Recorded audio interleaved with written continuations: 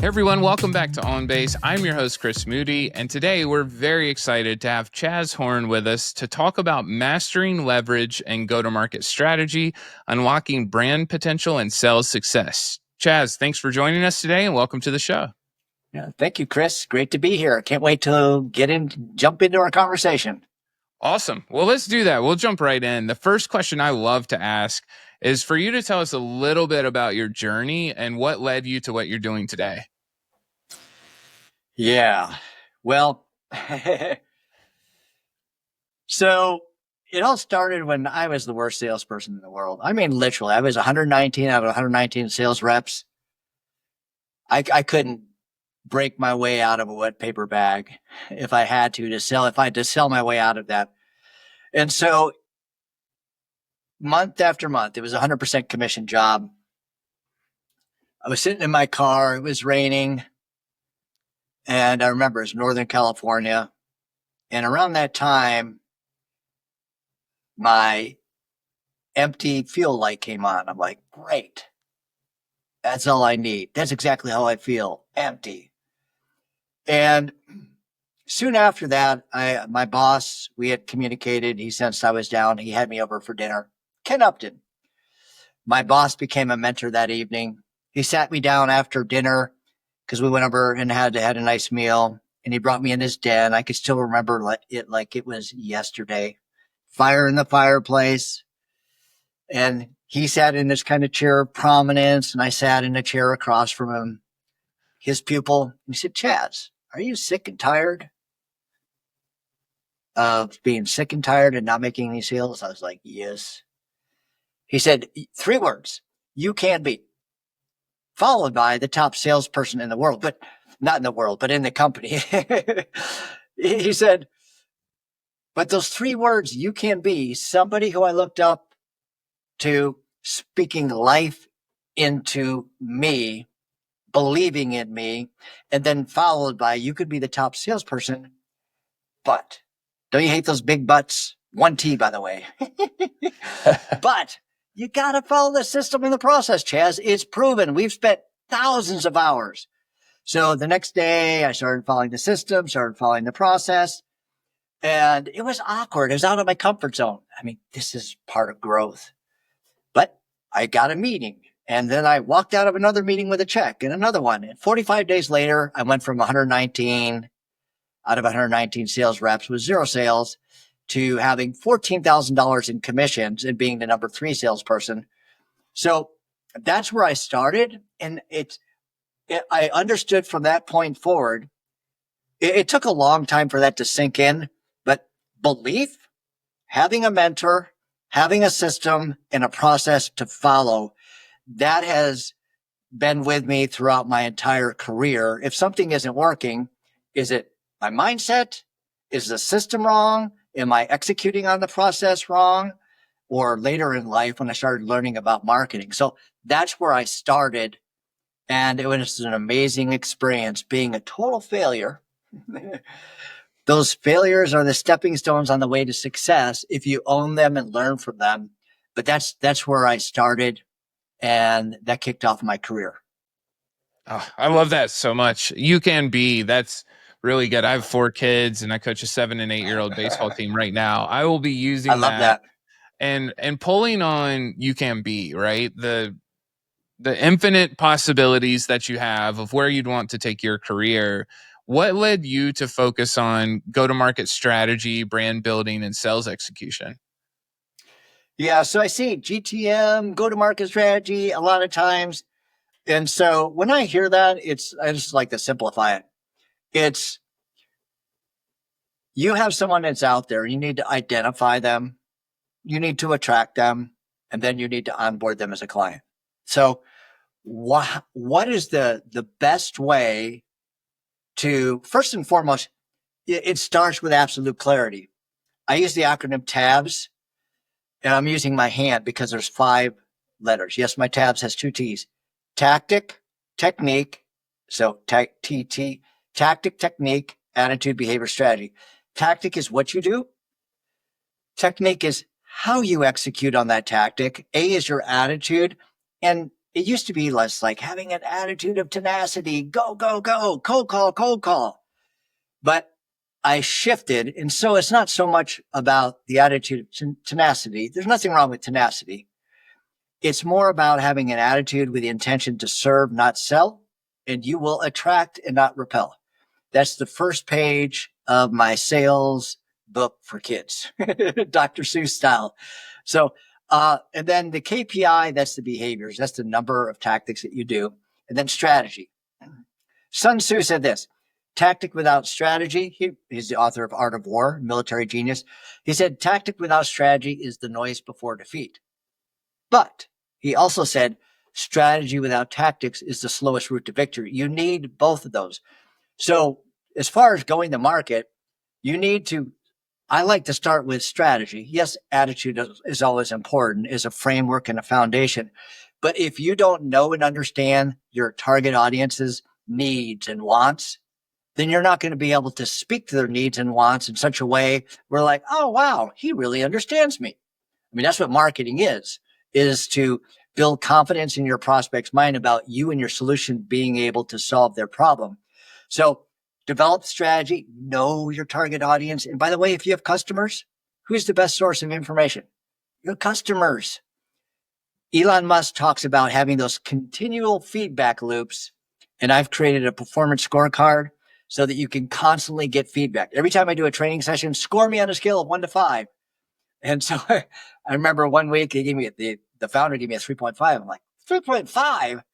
So I followed up and he says, you're not saying the names of the salespeople enough. I'm like, okay. If I didn't talk to him, I could have been going in all sorts of different directions. And he just wanted me to mention the name of his salespeople more. So then I went up to a 4.5 the next week. So you have to, when you have the right tactic based on the strategy and the technique and how you execute with the mindset, the intention to serve, then you can go to market in such a way where you're connecting, identifying, attracting, and then onboarding people. And that has to do with obviously your brand, your marketing, and then your sales. It brings marketing and sales in alignment so they work congruently with one another. So many businesses, and I work with, on one offer, it's coaches, consultants, and then on another offer, it's small B2B businesses. And a lot of them have marketing or they don't understand marketing, and they have sales over here. They don't understand them. But if they have them, they're usually not working in alignment with one another. They're not congruent. They're two sides of one coin. It's not what's more important, sales or marketing. It's how can they work together in unison to move the ball further down the field. And moving down the field is being able to connect, a genuine connection with people who need and want your service, but don't know about you yet.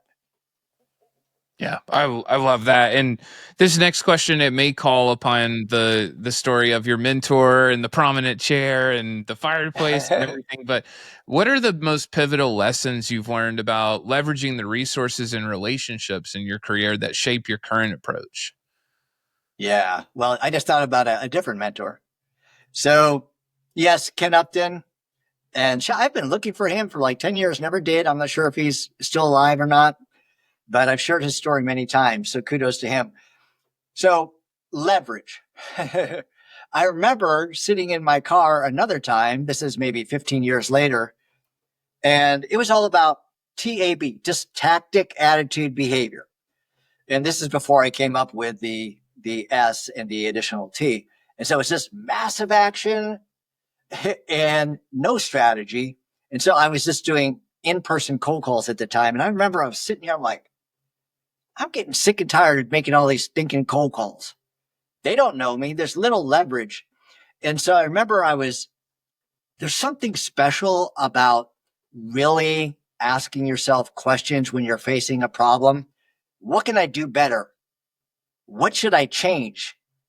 What's something I haven't even thought about yet? So I was asking myself these questions. And when you ask yourself questions, your subconscious goes to work. And around this time, I was talking with Joe Edwards, who was a consultant for the company I worked with, and he had a CEO roundtable where he had like 12, 14 CEOs in there. If you think Vistage is the kind of that atmosphere. And I was talking to him, and my subconscious is going to work about what can I do better? Just as these people don't know me. And I'm like, oh, wow. He speaks to 12 to 14 of people in my target audience. They see him as an authority. So I said, Joe, can I come? At that point in time, I was selling technology. I didn't have my business yet.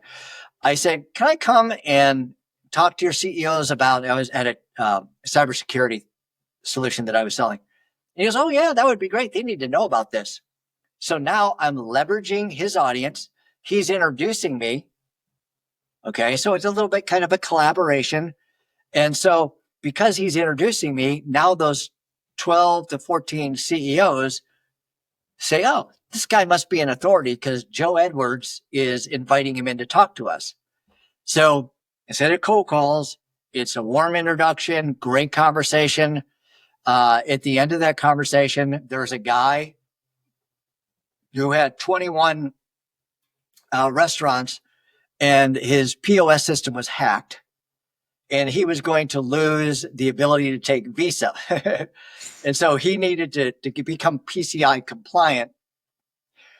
And so that was a $550,000 sale by spending an hour. Yes, there was preparation and there were some follow-ups with some of the other CEOs, but a $550,000 sale because I was leveraging somebody who was already speaking to my target audience and getting a warm introduction. So that mentor and me facing a challenge and asking myself questions, that really helped me understand the power of joint ventures and strategic collaborations. Yeah, I love that. I want to ask another question about leverage too, because I don't hear that word used as much in this context. So if you want to expand on that, that'd be awesome. The other part though, I'm curious why leverage is so critical to go to market and brand strategies. Yeah. Well, have you ever seen a fulcrum, a teeter-totter or anything? It's, if you have two people on a teeter-totter, I mean, you can't go over to someone and lift someone, say you're 170 pounds, they're 170 pounds. You can't lift them up, but you put them on a teeter-totter and it's easy to move back and forth because you do have that leverage. So with Joe, his 12 people, that was just like that teeter-totter, and he became the fulcrum point that put me in a position to speak to people, and so I could connect with them. Because it's like, cold call, dude, I don't even know you. And you're wasting so much time, and there's zero leverage. So now I'm going from zero leverage to somebody who sees someone with an audience that see him as the authority, and I'm leveraging his relationship based on my relationship. So that's one instance. There's so many different areas on leverage that you can go into, and I'd be happy to jump into that apart from just strategic collaborations like live events. Live events is a great way. When I work with coaches and consultants mostly, and small B2B companies, many times they're sending out DM after DM after DM. They're putting out lots of content and they don't understand the methodology, emotional intelligence, connecting with people on DMs. And they're just typically, again, going back to a demographic search. And by the way, 3% rule, if you're reaching out to someone based on a demographic search, a founder in a certain industry, in a certain geographic area, size company, 3% of those people are ready to make buying decisions. So it's cold. You don't have any leverage. And so if you're perfect in everything you say, which never happens, 3% of those are ready to make buying decisions. If you take that same audience and have an event on LinkedIn, for example, you can invite 1,000 people to your events every week. Everybody that goes to the event can invite 1,000 people per week. So if you do it 2 weeks out, 1,000 for you, another 1,000, that's 2. I have people on my team, so that would be another 2,000, so that's 4,000. Now Now we're bringing people based on the copy, the content, based on the what I call a sales and marketing mission statement, understanding the needs and wants. I have a live event that speaks to that needs and wants because I understand the strategy, speaking to that need and want within the live event. Now that they register, they're no longer just in your demographic, they're in your psychographic and much more likely to make a buying decision. Now they see you as an authority, they join the event. If you put on a good event, that's a skill set in and of itself. And then you do call to action, and then you fill your calendar. And even if people don't join or go to the call to action at the end to schedule a meeting with you, a gap analysis, whatever you do at the call to action, all the people that register, even if they don't show up, they've still put their hand up. So every time you do a live event, those are people that are in your psychographic, not just your demographic, and they know you, and they're much more likely to meet with you and talk about their problem because they registered for a reason. So there's a couple different ways for leverage. Does that make sense? Yes, it does. That's a perfect example. I'm curious. Well, number one, we're on a podcast. If we don't say AI, I don't think we can call it a podcast, Chaz. So I'm curious how you think tools like generative AI are starting to change the way we sell and go to market. And I'm sure, look, obviously leverage still applies, but how do you think that's starting to change the playing field? If we meet a year from now and we have this conversation, it's going to be totally different because everything's going to be changed. I was just thinking about this. I had one of those Jerry Maguire moments. If you guys know, some of you that are younger, who's Jerry Maguire? Well, he had this moment and he wrote and wrote and wrote about how to change things within this business that he was working. But I had this light bulb moment, this aha moment, because I am serving a certain client, and these are 5-figure a month clients, and there's time out of my schedule. But if I would put in an autonomous agent that I program so he knows all the information I know, I can have mega agents, mega clients, and I can have a meeting maybe like once a month with them to talk about things. And then they can have conversations with the clone Chaz, the AI Chaz, and ask questions and get feedback. And all they have to do is pay a monthly fee or subscription fee. And guess what? If I have this set up, everyone, I can go with this technology and this methodology, and I can set up AI agents for everyone else. Have you ever had a conversation, Chris, with an AI customer service agent? I have, and some have gone sideways for sure. I've never had a sideways. I've had the best conversations. I was surprised. The best conversations with, they don't have bad days. They don't get irritated. They don't react. And so I've had the best conversations. And so think about how that's going to develop. But if you've ever done a upload with NotebookLM or LM Notebook, it's Google's. Have you done that? Yes, we use that internally, and it's incredible. I uploaded my B2B blueprint to predictable sales. Within like 3 minutes, it created a podcast with this woman and this guy, and they don't sound like AI people. And they're even like, wow, they're laughing and they're joking. And so I'm using that podcast. I downloaded it, uploaded it to SoundCloud so people can get my digital version of my book, my audio version, which is AI me, and then also the podcast version. And I'm going to use that podcast version also within my training because it gives different ways for people to learn that are interesting and not just a simple, okay, slide number 392. Now that you've done the step 1 through 3,000, this is the next step. It's like, So training, leveraging, back to leverage again, these AI autonomous agents, and having that information where people can access you and get the information. I just created a customized ChatGPT for the origin story. I had a client.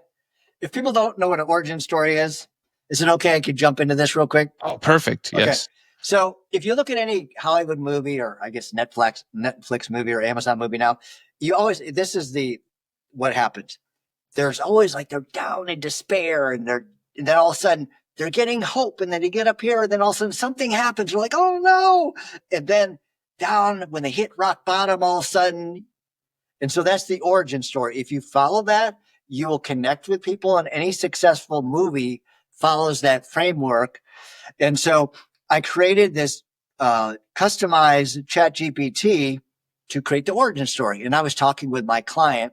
He's like, Chaz, I want to get known. He's a speaker and he's written 5 books, but his following on LinkedIn is like, no one's following me. He has like 12,000 followers. So it's not like no one. And so I said, well, go through this. So he gave me all these Google Docs with 5 different stories. He goes, well, I want you to read this. And I'm like, I go, and I just had completed this customized ChatGPT for the origin story. I said, Rob, I go, let me just plug this in here. He goes, well, wait. I go, trust me. I put it in there. His origin story was done within, how ChatGPT is like 30 seconds, formatted perfectly, because I had uploaded a lot of different origin stories in there. And so he posted that, and that got like 20 times more views than any of his other content. And he was getting like 5, 10, 15 likes. This had, like, last time I checked, like 125 people engaging in his content. So there's some different ways within AI that just streamlines and saves you so much time. And my goal is to spend, if you're familiar with the rule of 100, 18 minutes a day, that's 100 hours a year. If you spend 18 minutes a day in a certain skill set, you'll be in the top 5% in a year. So I'm going to spend a minimum of 18 minutes a day in AI learning, whether it's ChatGPT, Grok, all sorts of different things. It just opens up the possibilities above and beyond. And it makes the time like this. It's crazy. We're going to be I'm getting goosebumps right now. Just think about it. We're going to be in a whole different world.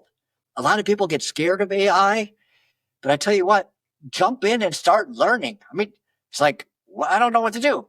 ChatGPT, how do I learn AI? What are the first steps? I mean, it's so simple. It's, Google searches, I mean, they're a thing of the past, because you can ask ChatGPT, it'll give you exactly what you need right then and there. You don't have to go through ads or SEO or any of that stuff. That was always the frustrating thing of Google, but you don't need to worry about that anymore. Yeah, it's a great point. I mean, I think for some of the situations when I said sideways, my brain was actually going more towards support than true LLMs and some of the stuff we're doing with Notebook, right? Where there's times where I would have to ask for a representative, which honestly, I don't know if it was a real representative. It could have just gone It's an to AI agent. a better AI Your agent, AI right? boss. Yeah, that's probably what it was, honestly. But That's awesome. yeah, I'm curious. I'm team humans will always play an important part, and I think some folks go to immediate displacement, and I know in the sales process having the human touch is always extremely important. We bond over stories, even if the origin story is built with AI, right? Like we still need the person to talk to. But how do Exactly. you think about that balance between some of the AI driven automation and maintaining the human touch in the sales process? Yeah, that's such a good question. Back to Rob and his story. I mean, it was his story. AI has come a long way. Like, create a post on this. It's like, this is so cheesy, and it's less cheesy now, but it's, and then the pictures that are being generated now, it's like everyone is having their action figure. Have you seen those? It's like kind of Yes, I have. the Yeah. new trend. I have a client that sent me the sales guru. I hate the word guru, by the way. I'm like, thank you, guru. But anyway, it's the thing that I don't think will ever, is just that emotional bond you do in sales. And when you're really going with the intention to serve and make that genuine connection, um, you can't do that with AI. Yes, AI can take all the information and you can upload it so it can give you the answers, but you're not going to have a true, genuine connection there. So I see ancillary like customer support. I see a lot with business development and reaching out that's been, pretty effective. And that's just going to get better and better and better. But all of this is to enhance the conversations that you're going to eventually have with a human. Now, I could be wrong, but if we learn the skill sets and understand, yeah, there's certain positions that aren't going to be available. But the exciting thing, because I can get, fearful about this too, is leverage. Again, there's that word again, is the technology and build new skill sets because there's more opportunity than ever before with AI. And it doesn't take much to be at the forefront of AI if you just spend that 18 minutes a day, which is nothing. Build a habit and discipline and learn and get in a group with other people and start discussing it. And then you can learn from one another. I mean, I think about Mr. Beast. Are you familiar with his story? I am. I'm in Raleigh, North Carolina. So one Okay. of the folks who builds his props actually goes to the same coffee shop as me. He's about 45 minutes away. Yeah. He is it Jimmy? What's his real name? I think so. Yeah. He would spend every waking hour with his buddies talking about this thumbnail didn't work, this content, this video didn't work well. And then so they'd spend hours every day talking to one another. And then they would sleep and wake up and talk to one another. Hey, this didn't work. So here he is with a group of people. I mean, he's really, his best attribute, or one of it is so many, is focus. He gets so focused. And because of that focus on where he is and where he wants to go, he's Mr. Beast.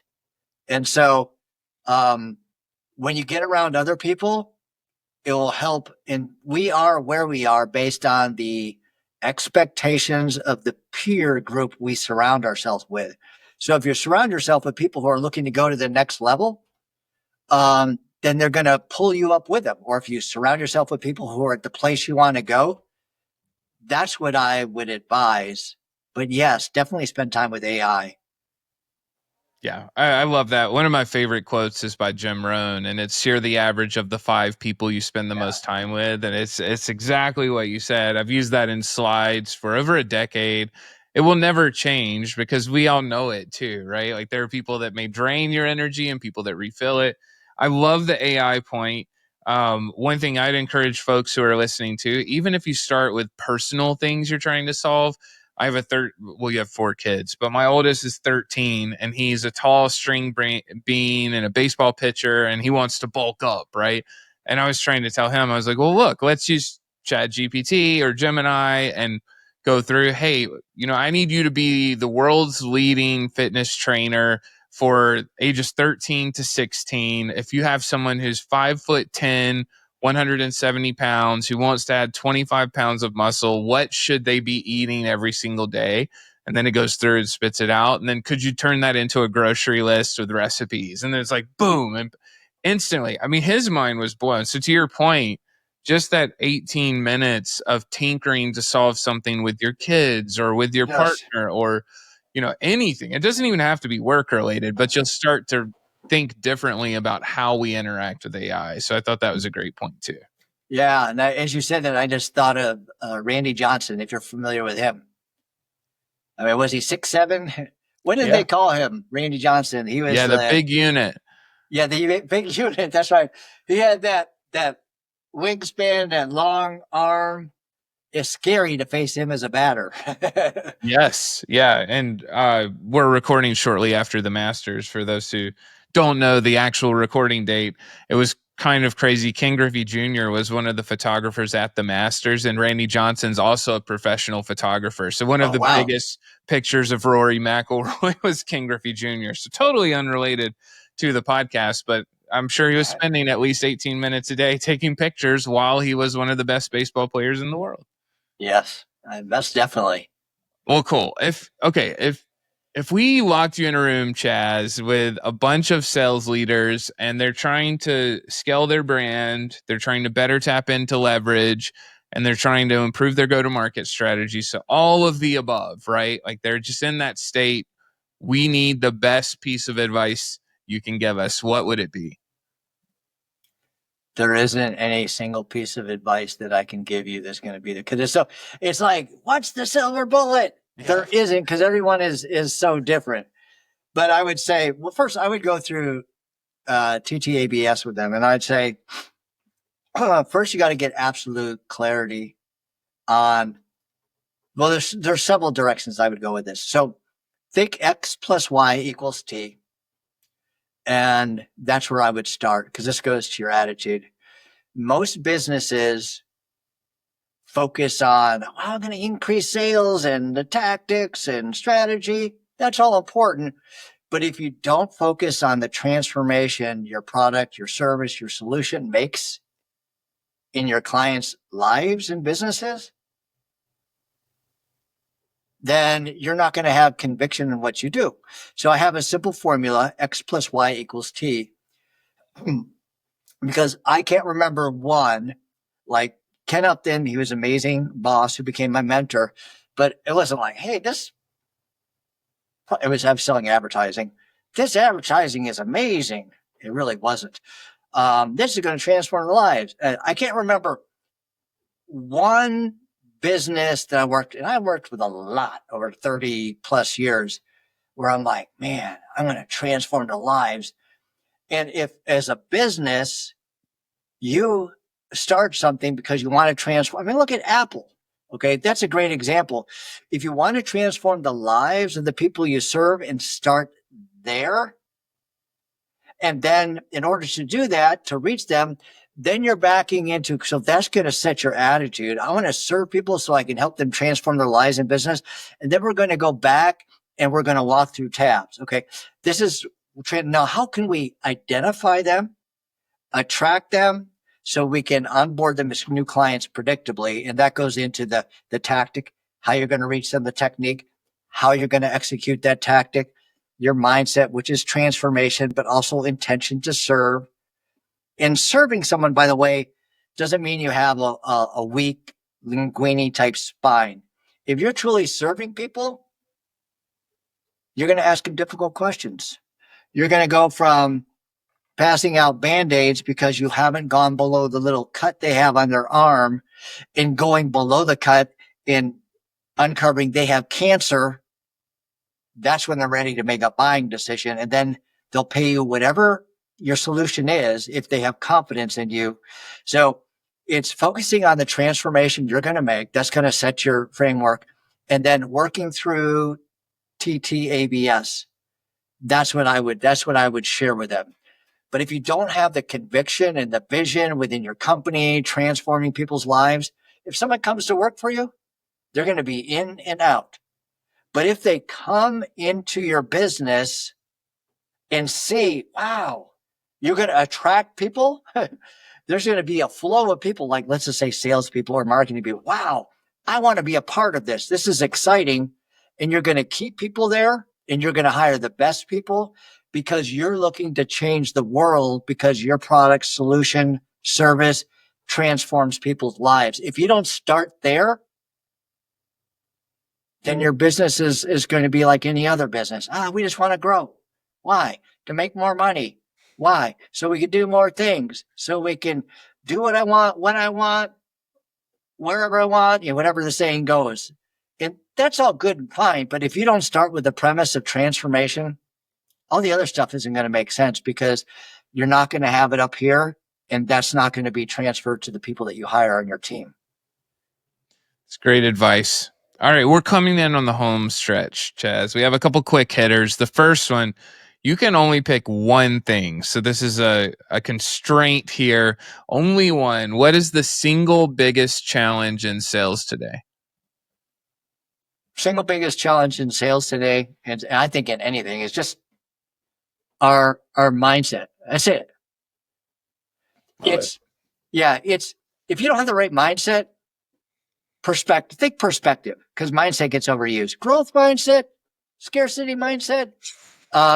So your perspective determines how you face a challenge.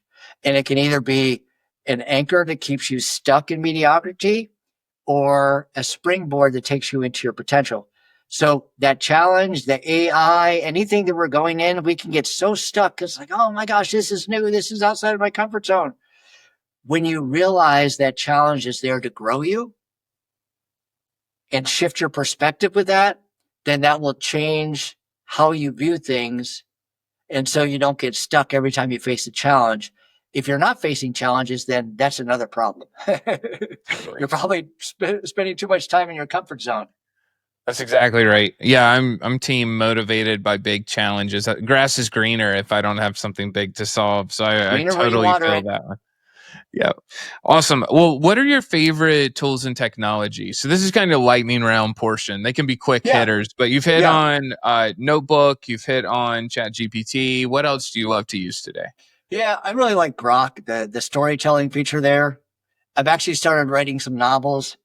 It keeps interrupting me. Like there's Ara, and I forget what the other name is, but I'm like, this is my story. I want to tell this, and I'm using it. It's kind of me, but I'm using a different name.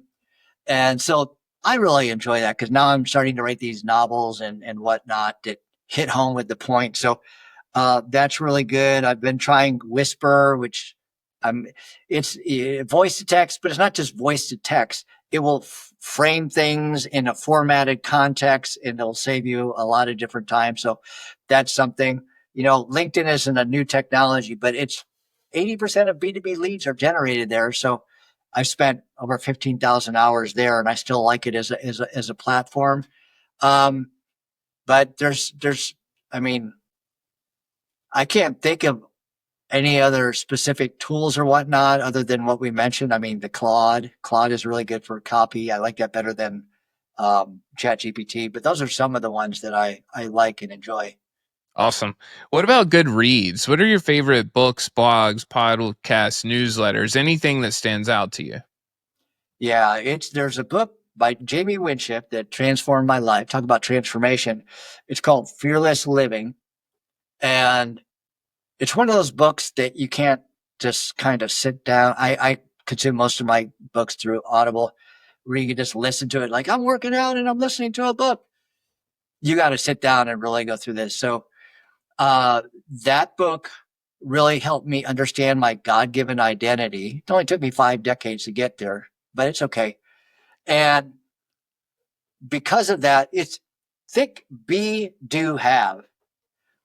A lot of people like Dr. Benjamin Hardy, who wrote 10X is easier than 2X with Dan Sullivan, which is a good book, by the way.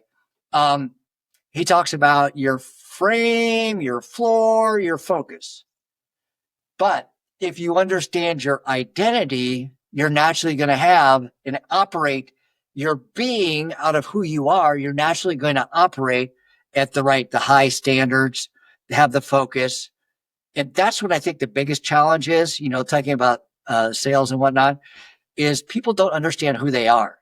And so they're imitating Alex Hormozy or Gary Vaynerchuk.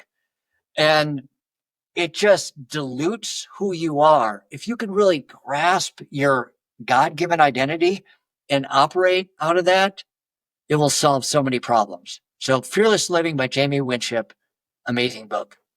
It's a great recommendation. I'm going to add that one. I love the ones you can't put down too, and I have 3 straight weeks of travel, so perfect time to buy that book.